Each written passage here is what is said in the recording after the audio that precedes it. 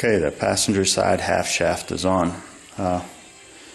Not much to relay as far as how to make it easier. Just a couple minor things. On the yoke, I left one side of the cap on so that I could just slip the U-joint into that end and only had to put one on while I was holding it. Second thing is on the stub axle there, the cotter pin was sticking out too far and it caused a clearance problem with trying to slip that half shaft in place. So make sure that little stub there is from the cotter pin is bent down and out of the way so that you can get the half shaft up there. There's the left half shaft installed. And the bracket for the strut rods is started, but I have to tighten it. That thing will only go on one way because of the pattern of the bolt holes, so you can't make a mistake.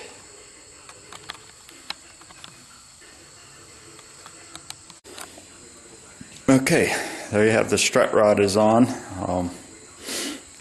I haven't torqued any of the bolts back here yet. Once I get the weight of the car on, that'll all have to be torqued.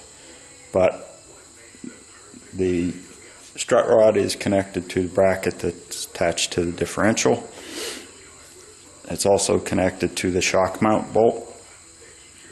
The shock mount bolt right now is not all the way in. Resituate the camera here just so that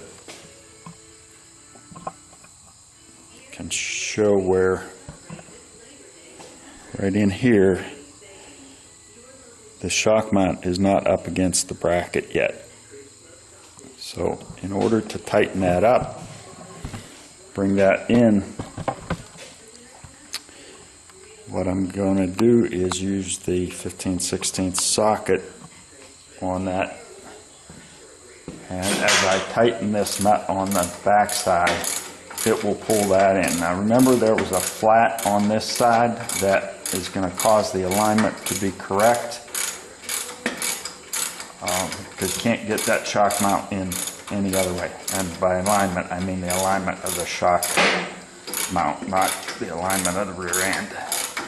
But as I'm tightening now, that's pulling that knurled end in. So it has the flat on this side, the knurled end on this side. That's not turning anywhere.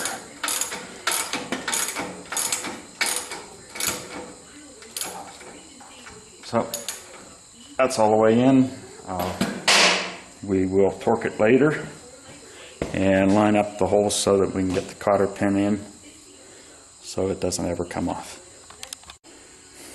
There we have the rear struts, half shafts are on, trailing arms, differential. Next step will be to put the leaf spring on, I believe. Before I get anything else in my way, I'm going to add the 2 bottles of the limited slip axle lubricant additive and then fill the differential with gear oil. So that it's easier to do without everything in the way. That's the rear suspension completely installed, except for shocks. I haven't torqued any of the bolts down yet, so I'll have to go over that whole rear end, torquing things down to finalize it. And of course put on the shock absorbers. But if need be now, I could pretty easily throw wheels on it and push it off the lift. That was kind of my short-term goal, was to get it so that it's movable.